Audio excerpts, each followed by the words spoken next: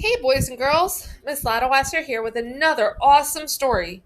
This one is called Never Let a Dinosaur Scribble, and it's written and illustrated by Diane Alber. So we want to thank her and the publisher. Um, for I don't know who the publisher is, but we want to thank them for letting us read you this story today. I recently got a pet dinosaur. I know it's hard to believe, but it's true. And everyone keeps telling me, never let a dinosaur scribble. Why would anyone say such a thing? I mean, dinosaurs are so strong and powerful. So why can't they scribble? I thought if I gave him just one crayon, what could go wrong? Well, I'll tell you. He took off running toward the wall. We don't scribble on walls, only paper, I yelled. Thank goodness my dinosaur has a short attention span.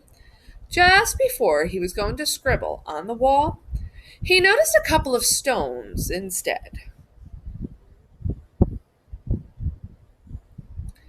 He started to scribble on one of the stones, which was great. But there was just one problem. He really couldn't see the scribble at all. I could tell he had another idea. He went to grab the paint. This wasn't going to end well. But surprisingly, it didn't make as big of a mess as I thought. He just quietly painted his little stone, and it turned out awesome. But then he got another idea.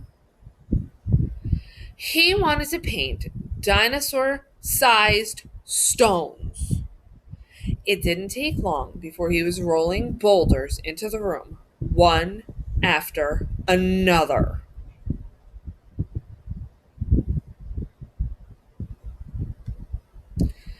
It had become the biggest rock pile I had ever seen, and the way he painted the rocks was truly extraordinary.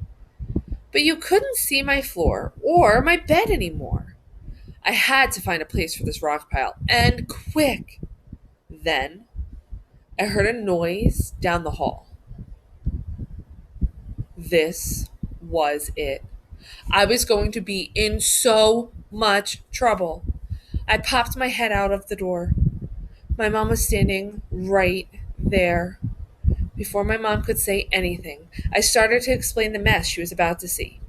Well, it all started when I heard to never let a dinosaur scribble, but I had to find out why. So I gave my dinosaur a crayon, then he ran towards the wall with it. Thank goodness he got distracted with some small stones and started scribbling on them instead.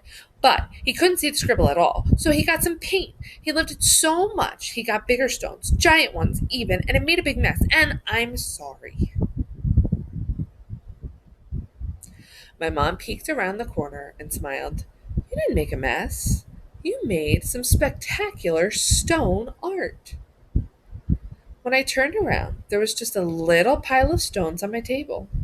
No huge boulders, and no gigantic rock pile. But still, some of the best art ever. All this time, people wanted to stop dinosaurs from scribbling. It could be because they try and draw on walls, or make a gigantic rock pile.